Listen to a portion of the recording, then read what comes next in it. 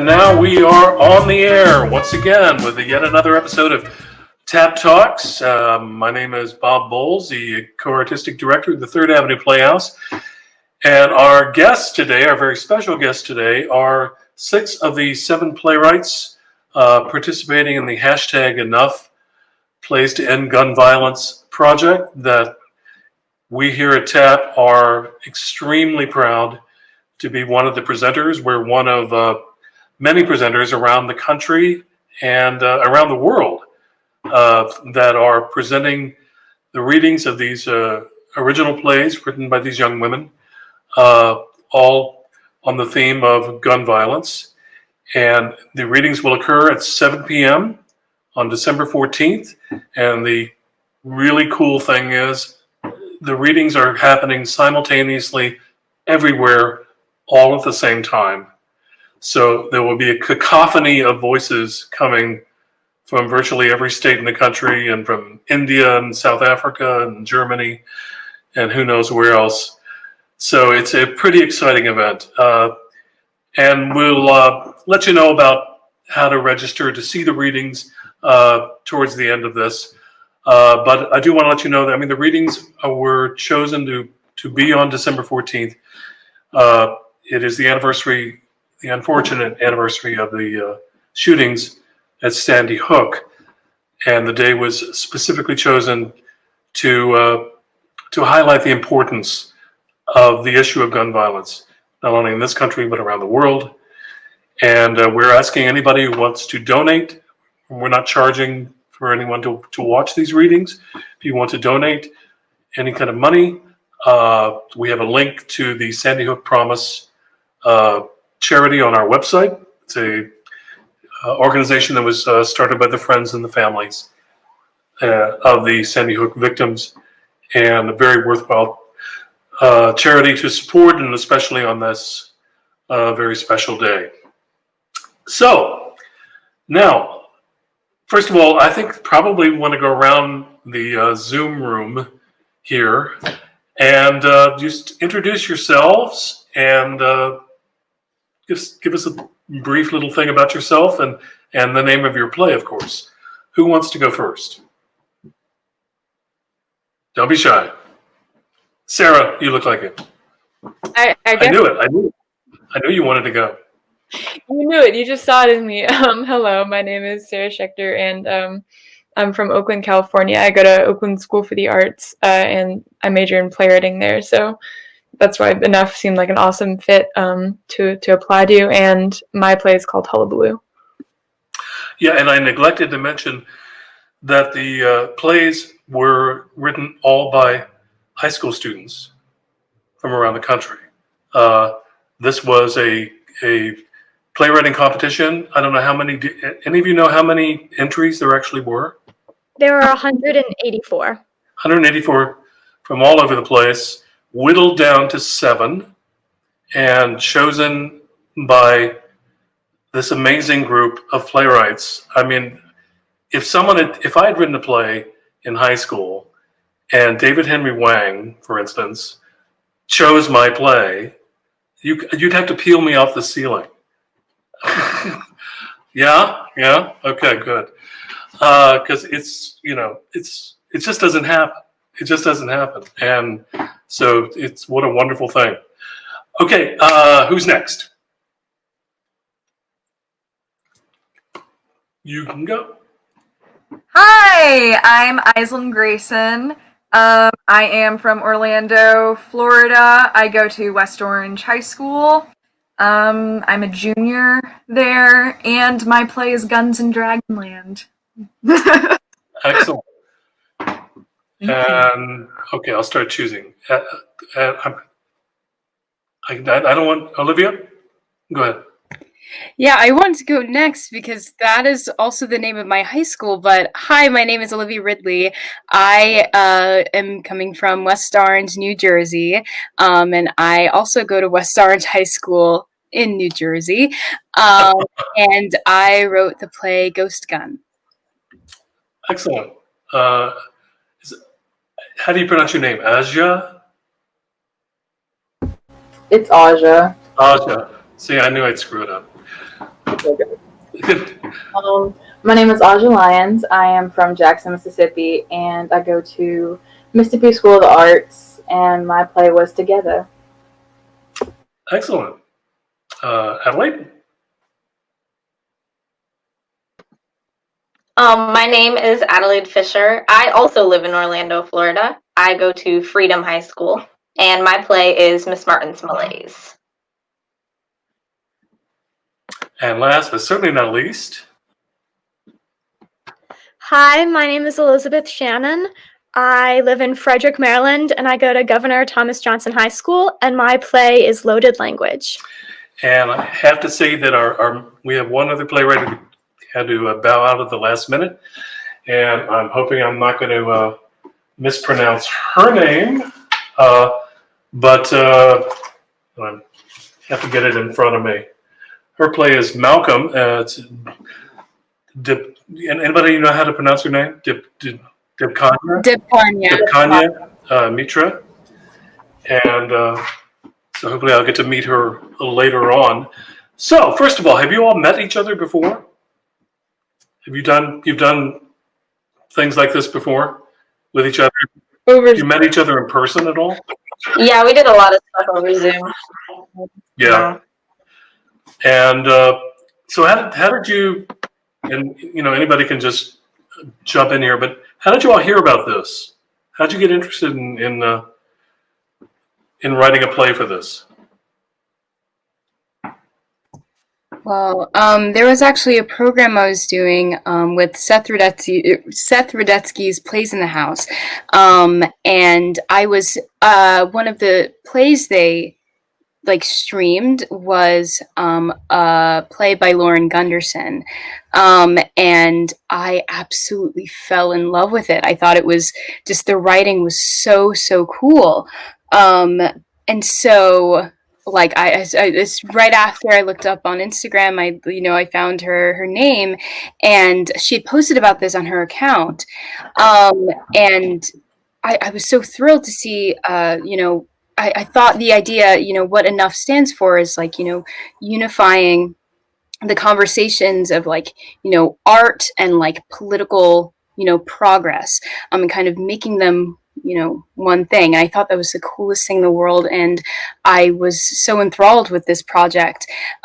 So immediately, I knew I had to enter and participate, and I'm so glad I did. Excellent. Oops. Someone else. How did you get involved? My story is not nearly as good as that one, Olivia, but I have a subscription to playsubmissionhelper.com, and I was scrolling through the submission opportunities, and I saw enough, and so I clicked on the website, and I just thought it was incredible, and gun violence is an issue that's really important to me. And I immediately had an idea for what I wanted to write about, which became Loaded Language. And so that is how I became involved. Oh, excellent. Someone else have a good story? When I was back in 7th grade, I had done some writing with the Orlando Repertory Theater for a different contest way back then. And so when they heard about this one, they reached out to me and were like, hey, would you want to do another contest with us? Would you want to write something for this? And I did. Yeah. And you're muted. Oh, I was just saying, yeah, same. Me too. We're both from Orlando. Yeah, what a wonderful resource. Yeah. What about they're awesome. What about the rest of you? That's funny. I mean, oh wait, after you go, my bad. Go ahead, Sarah. Wait, I feel bad. It's the unmuting thing. I'm so sorry. I'll look next time. I was just gonna say that I had a similar experience with my local repertory theater, where they pass on really cool opportunities, and I'm part of the Teen Core Council, which basically plans teen programming and interviews at Berkeley Repertory Theater. So they pass along opportunities, and I kind of had a similar experience to Elizabeth, where it just clicked because I'd been involved in some gun violence prevention advocacy in the past, and it just felt like a meaningful opportunity that I shouldn't pass up. So Then Berkeley Rep actually ended up producing my play, which for the premiere for Broadway on Demand. So that was a really exciting kind of full circle moment. Oh, wonderful. And what is your story? Mine is nowhere near as cool as y'all's. I'm gonna be honest. Oh, you all have cool stories, so it's not a competition. My teacher, it was like in the heat of the pandemic, and my teacher was just like emailing my entire class just submission after submission after submission, and she was like, "You don't have to do this, but I really think y'all should." And I don't know, something clicked with #enough, and here we are. Excellent. By the way, you all don't have to mute unless there's a lot of noise going on. Anyway, I just wanted to get a general idea of how you came to write the plays you wrote.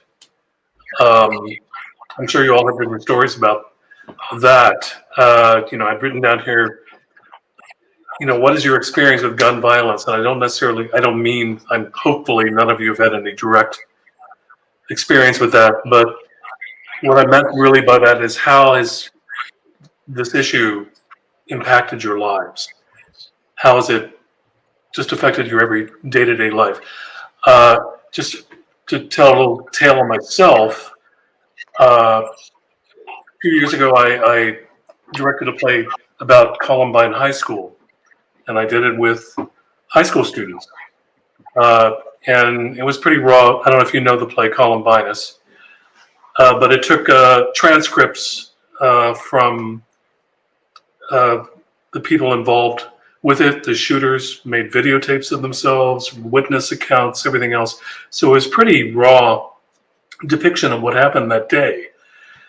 And I remember after the first reading of that play with the cast, and they were all, like I said, all high school students. I think there was one in the 8th grade, middle school.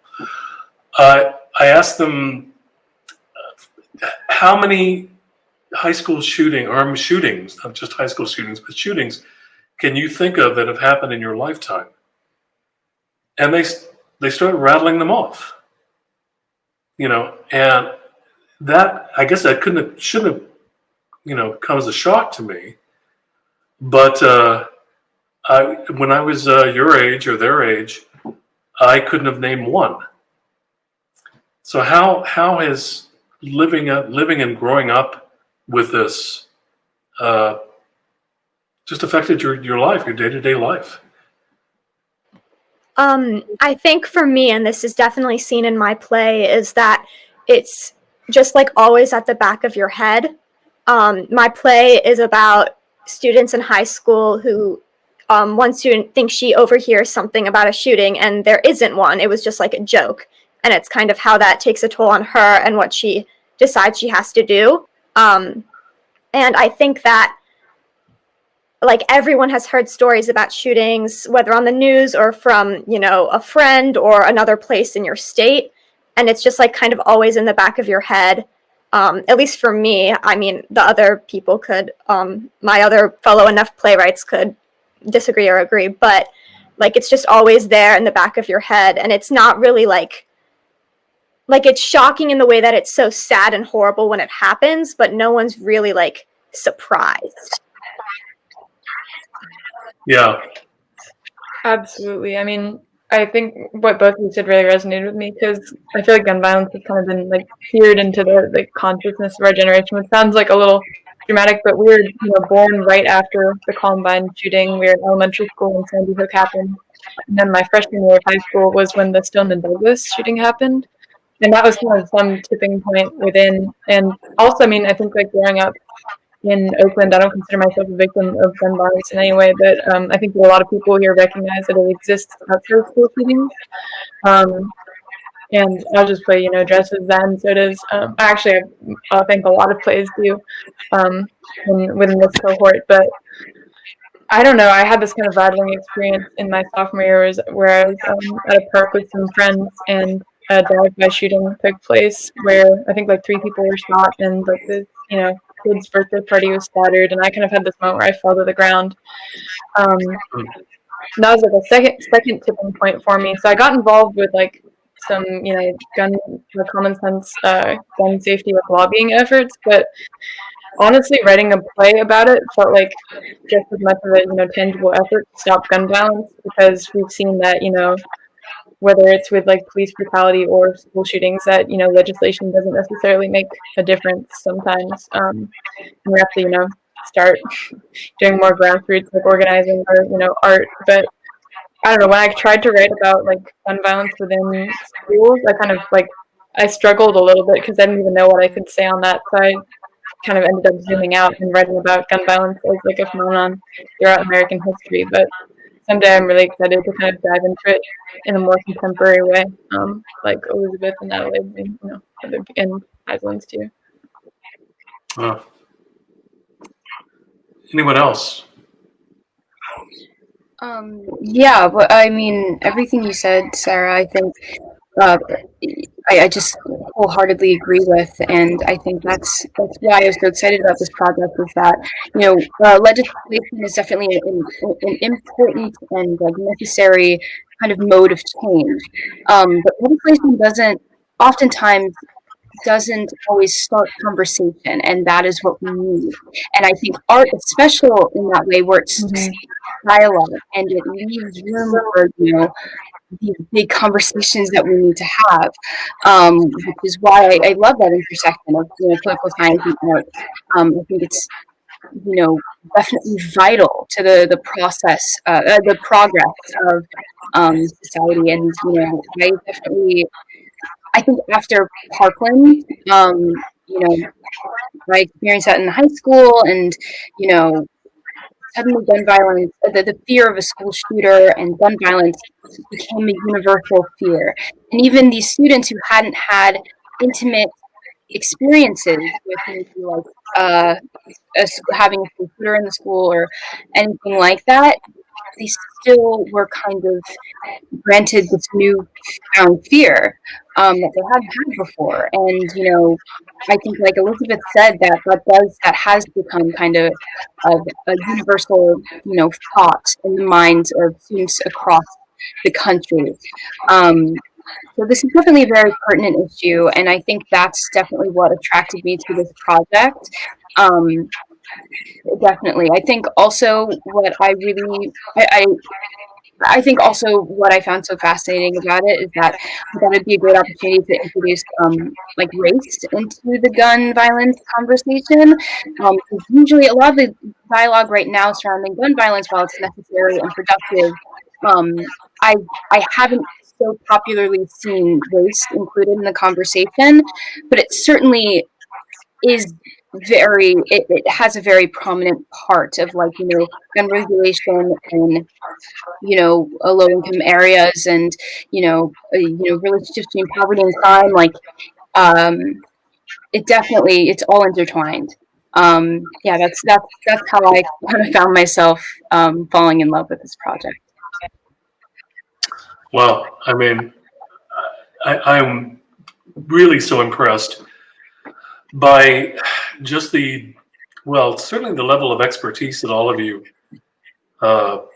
display in your writing. It's all so different.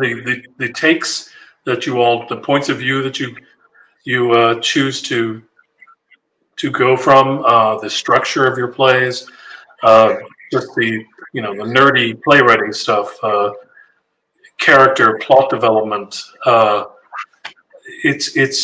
It's beautifully done, and they're like snowflakes. I mean, there's no two of these plays that are exactly alike, not even close. You come from so many wildly different perspectives. How did you arrive on some of these things? I mean, some, like Elizabeth, you said your play came from, and you mentioned in the front of your piece that it was some personal experience of yours that you're relating.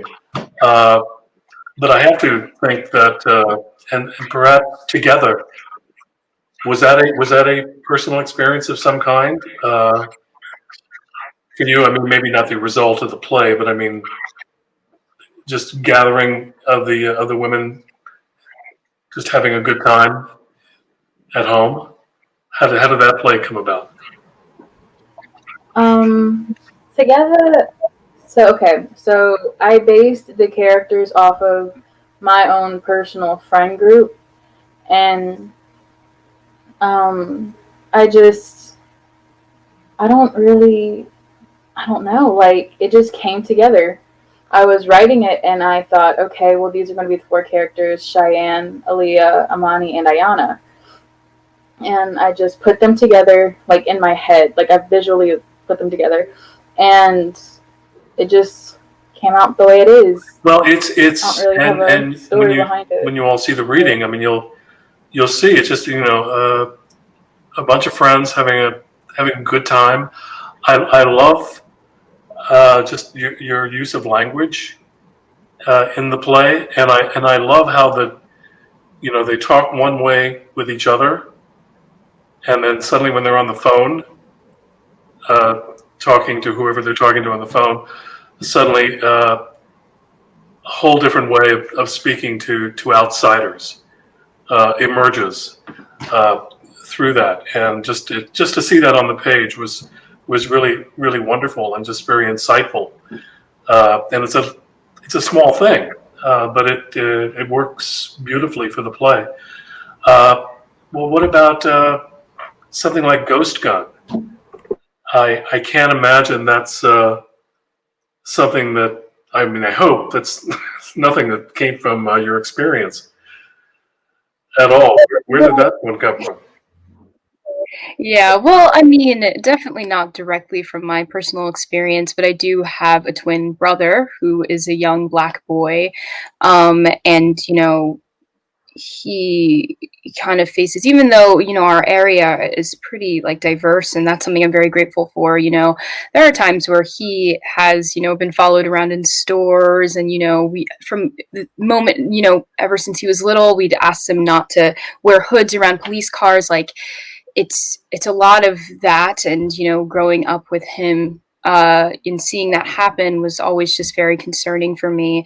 I think also I wrote Ghost Gun. It was kind of in wake of the revitalization of the Black Lives Matter movement, which I think it started a really important conversation about seeing Black men as threatening, and their place in the country, and and I think,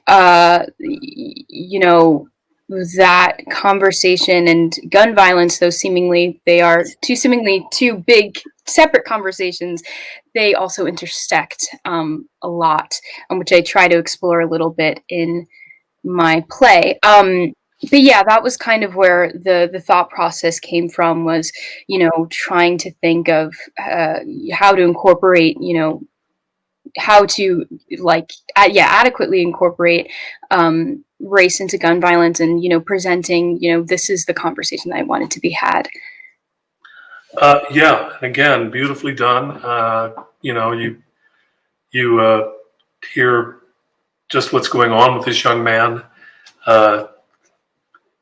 what he's feeling, the anger and frustration. Just beautifully captures what's going on in his life at this moment in time, and really kind of chilling piece.